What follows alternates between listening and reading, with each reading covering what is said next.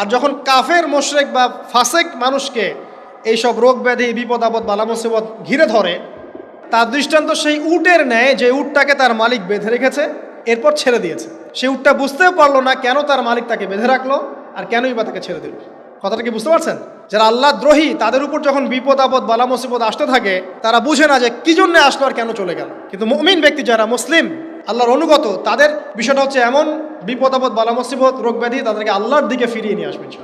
দেখুন, এই যে পৃথিবীতে নামিয়ে দেয়া, এরপর আল্লাহর পক্ষ থেকে ঐশী গ্রন্থগুলো পাঠানো, নবী রসুল পাঠানো, আলেম ওলামা পাঠানো, আপনাকে হায়াত দেয়া, আপনাকে রিজিক দেয়া, এই শ্বাস নেওয়ার ক্ষমতা দেয়া, আপনাকে জ্ঞান বুদ্ধি দেয়া, বিবেক দেয়া, 3 বেলার খাবার, পোশাক, স্ত্রী সন্তান, কি দেয়নি আল্লাহ রাব্বুল আলামিন। এই যে সমস্ত নিয়ামতগুলো দেয়া, এগুলোর একটা উদ্দেশ্য, আপনি আমি যেন এটাকে উপলব্ধি করি যেগুলো আল্লাহর পক্ষ থেকে আসছে এবং আল্লাহর দিকে আমরা অভিমুখী হই, এছাড়া কোনো উদ্দেশ্য নাই। সামনে যান, নূহ আলাইহিস সালাম, একদিন 2 দিনেই কি আল্লাহ পাক তার কওমকে ধ্বংস করে দিয়েছেন?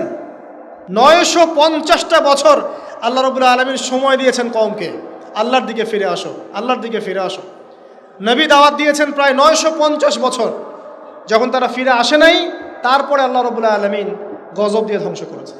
কারণ আমি বলেছি একটা কথা, আল্লাহ পাক শুধু রহমানুর রহিমই নন, বরং তিনি কিন্তু কঠোর শাস্তিদাতা, শদীদুল ইকাব বটে। সামনে আরও যান, ইব্রাহিম আলাইহিস সালাম, একা একটা মানুষ নমরুদের সাথে ফাইট করছেন, আগুনে ফেলেই দিল, সে আগুনকে আল্লাহ পাক ঠান্ডা করে ফেললেন। এটা কি আল্লাহ পাকের দয়া নয়?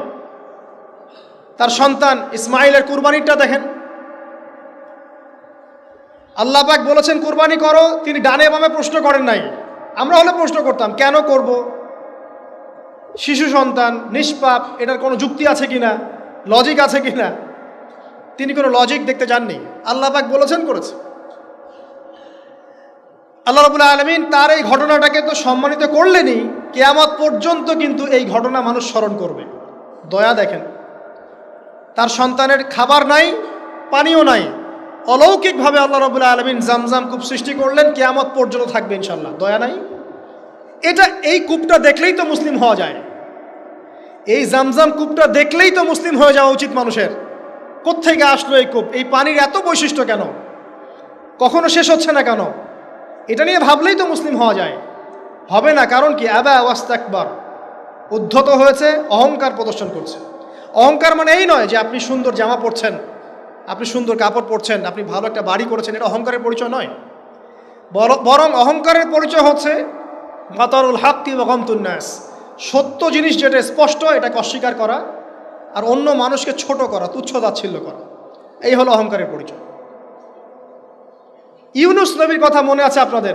ওই যে মাছের পেটের মধ্যে 3 দিন 3 রাত ঘুরছে আর ঘুরছে, একজন নবী হয়ে তাকে এই অবস্থা ফেস করতে হচ্ছে। এক পর্যায়ে তিনি বুঝতে পারছেন যে আমার কিছু একটা তো ভুল হয়েছে।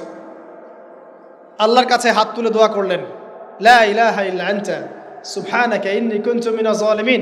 দোয়ার পড়ার সাথে সাথে আল্লাহ পাক বললেন, যাও মাছ তুমি রেখে চলে আসো। এটা কি দয়ার নিদর্শন নয়? শুধু তাই নয়, তাকে যখন দ্বীপে নামিয়ে দেওয়া হয়, তিনি অসুস্থ ছিলেন।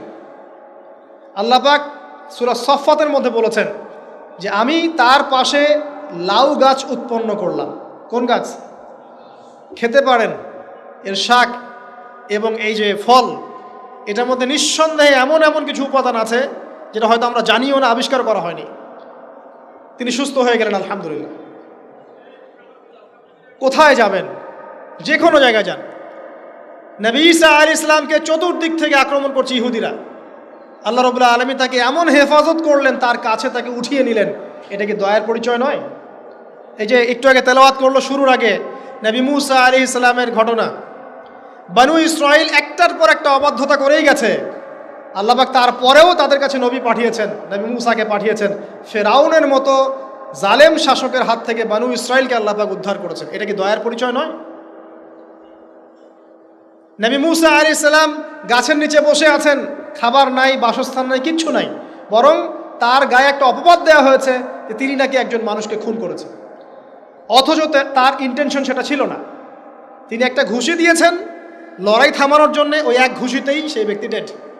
এবার তিনি গাছের নিচে বসে দোয়া করছেন, রব্বি ইন্নী লিমা আনজালতা ইলাইয়া মিন খায়রিন ফাকির।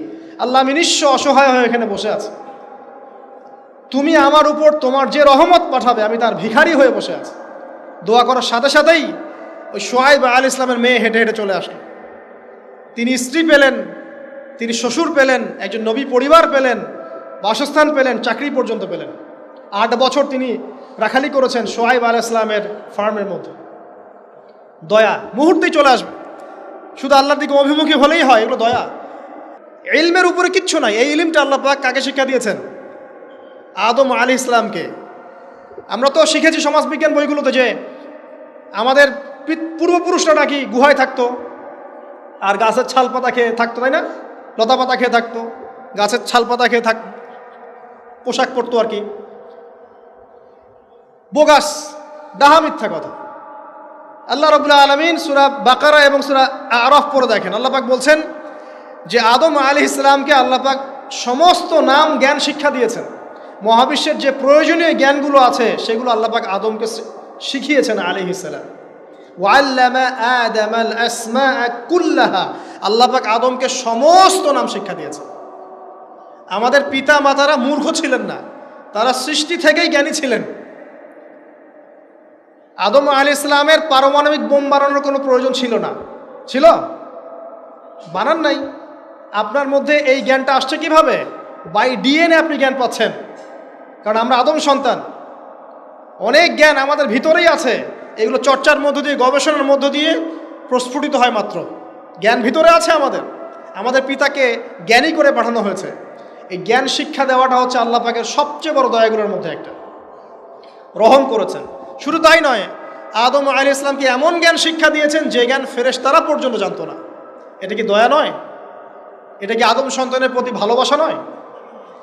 তারপরে সেজদা করিয়েছেন। মহাবিশ্বে অন্য কাউকে কি সেজদা করানো হয়েছে?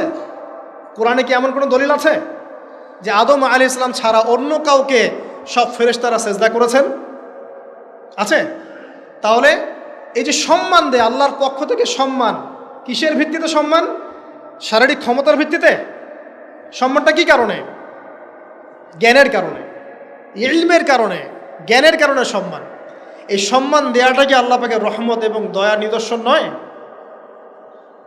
অতএব সম্মান পেতে হলে, আল্লাহর রহমত পেতে হলে সেই জ্ঞানের চর্চায় আবার ফিরে আসতে হবে।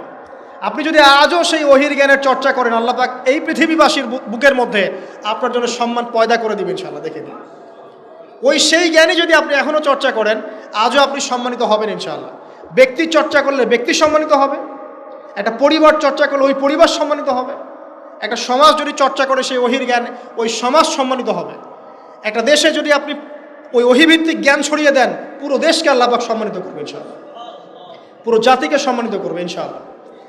আরও সামনে যান, এই যে আদম এবং হাওয়া আলাইহিস সালাম গাছের কাছে চলে গেলেন, ফল খেয়ে ফেললেন, কারণ আমরা আদম সন্তান, ভুল করি। আল্লাহ পাকের সাথে সাথেই বহিষ্কার করে দিয়েছেন? না, আল্লাহ পাক তওবা করার জন্যে কালিমা শিখিয়ে দিয়েছেন। সুবহানাল্লাহ, তাদের কালিমা জানা ছিল না। আল্লাহ পাক বলছেন ফাতালাক্কা আদাম মির রাব্বিহি কালিমাত, আল্লাহ পাকের কাছ থেকে আদম আলাইহিস সালাম কিছু বাক্য শিখে নিলেন, যেই বাক্য দিয়ে ফাতাবা আলাই, সে আল্লাহর কাছে তওবা করল। কোন সেই বাক্য? সূরা আরাফে আছে, রব্বানা যালামনা আনফুসানা ওয়া ইল্লাম তাগফির লানা ওয়া তারহামনা লানাকুনান্না মিনাল খাসিরিন। এই দোয়া কে শিখিয়ে দিয়েছে? আল্লাহ। এই তওবার বাক্য যে শিখিয়ে দেয়, এটা কি দয়ার পরিচয় নয়?